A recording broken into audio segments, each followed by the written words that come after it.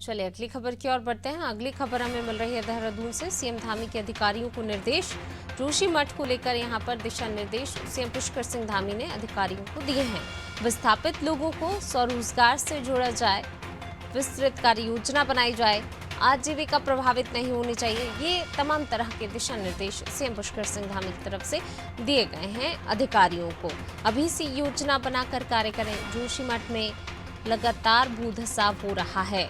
बद्रीनाथ की राह में भी धंसता हाईवे बाधा बन सकता है, तो ये भी कहीं ना कहीं जो है खबर इस तरीके की सामने आ रही है। लगातार जोशीमठ में भूधसाव हो रहा है। ये तस्वीरें हम प्रतिदिन देख भी रहे हैं कि किस तरीके से जो है लगातार दरारें बढ़ती जा रही हैं।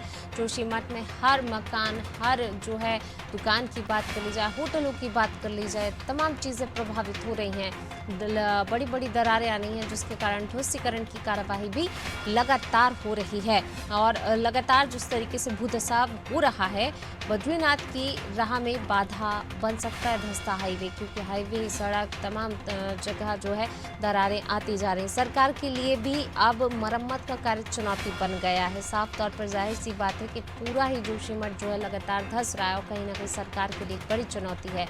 लाखों श्रद्धालुओं की आस्था का केंद्र है बद्रीनाथ। हाईवे के कई हिस्सों में दरारें आ गई हैं। प्रभावितों के लिए कांग्रेस ने सरकार से यहां पर मांग भी की है। हरिद्वार, ऋषिकेश, देहरादून में बसाए जाने की मांग यहां पर की गई है।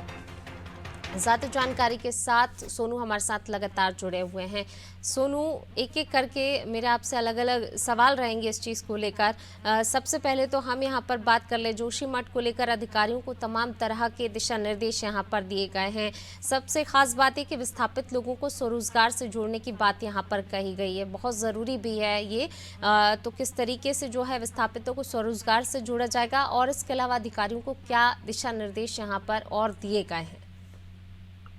देखिए पूनम, मुख्यमंत्री लगातार 2 दिनों से निरंतर समीक्षा बैठक आयोजित कर रहे हैं और पहले दिन जो समीक्षा बैठक आयोजित की गई थी उसमें मुख्यमंत्री ने कई दिशा निर्देश अधिकारियों को दिए थे और तात्कालिक तौर पर कार्यों में प्रगति लाने के लिए भी दिशा निर्देश दिए गए थे। उसके बाद अगले दिन फिर से मुख्यमंत्री ने समीक्षा बैठक की और तमाम पहलू जो प्रभावितों से जुड़े हुए हैं उन पर फोकस मुख्यमंत्री ने किया। जैसे आपने स्वयं भी जिक्र किया है इस बात का कि जो प्रभावित हैं जोशीमठ के, उनको स्वरोजगार से जोड़ा जाए और उनको परेशानी ना हो। उनसे जुड़े जितनी भी परेशानी है उन सबका ख्याल रखा जाए। खास तौर पर इस तरह की योजना तैयार की जाए कि आने वाले समय में जो प्रभावित लोग हैं कि इनका स्वरोजगार भी हो और ये अभी जो प्रभावित हो रहे हैं जब इनका पुनर्वास कर दिया जाएगा तो आने वाले समय में ये अपना जीवन यापन भी चला सके।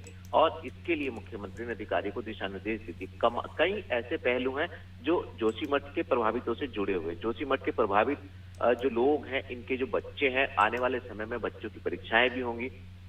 परीक्षाएं किसी की ना छूट सके, बच्चे किसी न किसी रूप में कैसे न कैसे करके पढ़ लें। जिला अधिकारी इस बात को भी सुनिश्चित कर लें और इसके साथ साथ जो जीवन यापन इन लोगों का है वो ठीक से हो जाए। तो हम ये कह सकते हैं कि मुख्यमंत्री लगातार इस जोशीमठ के मामले पर मॉनिटरिंग कर रहे हैं, अधिकारियों से अपडेट ले रहे हैं और जहां भी जिस भी चीज को महसूस किया जाता है उसके दिशा निर्देश मुख्यमंत्री दे रहे हैं। और अब आज भी मुख्यमंत्री, जो हमें जानकारी मिल रही मुख्यमंत्री आवास से, मुख्यमंत्री कार्यालय से, आज भी मुख्यमंत्री अधिकारियों से इस मामले पर कुछ फीडबैक ले सकते हैं।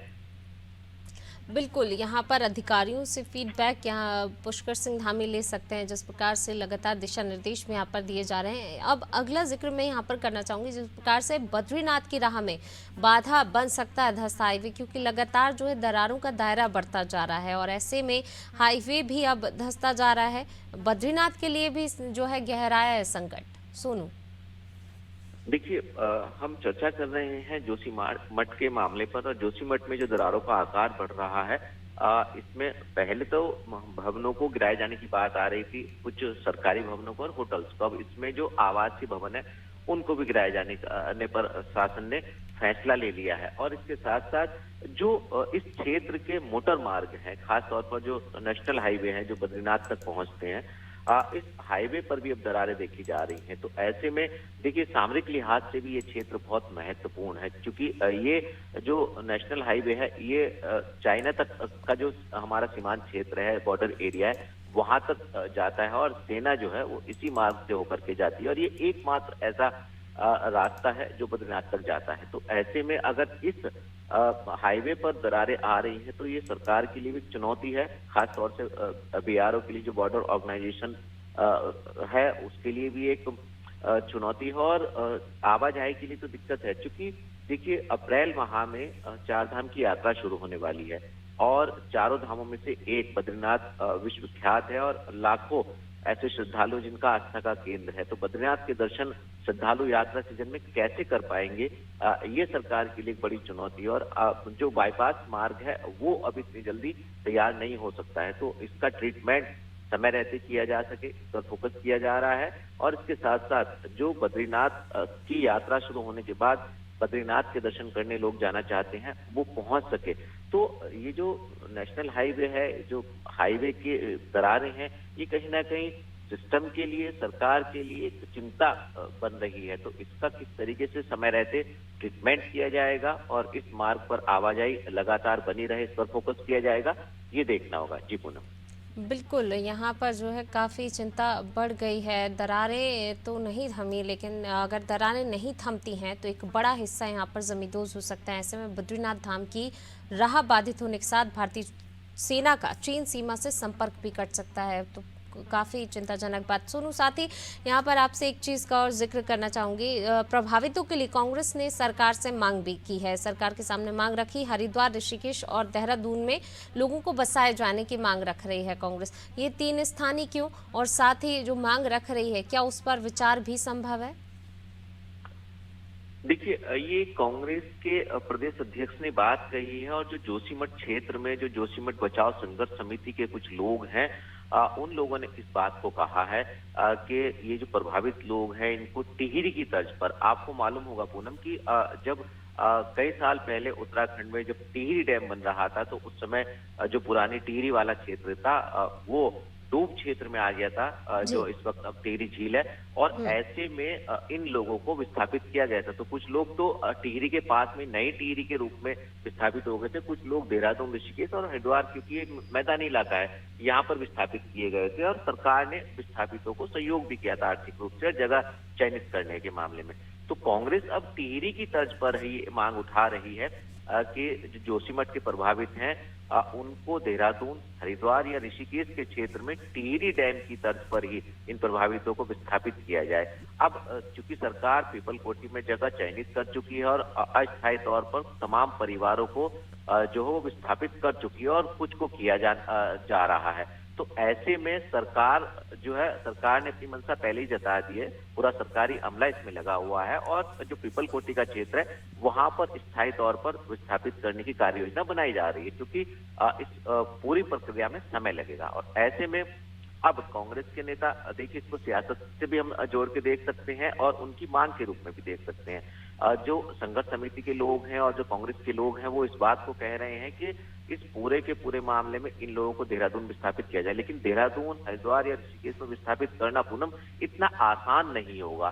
सरकार के लिए भी चुनौती है और क्या ये संभव है और क्या ये लोग मान जाएंगे जो प्रभावित हैं, वहां तो पास का ही इलाका है। तो ये तमाम ऐसे पहलू हैं जो इनसे जुड़े हुए हैं, कांग्रेस मांग कर रही है।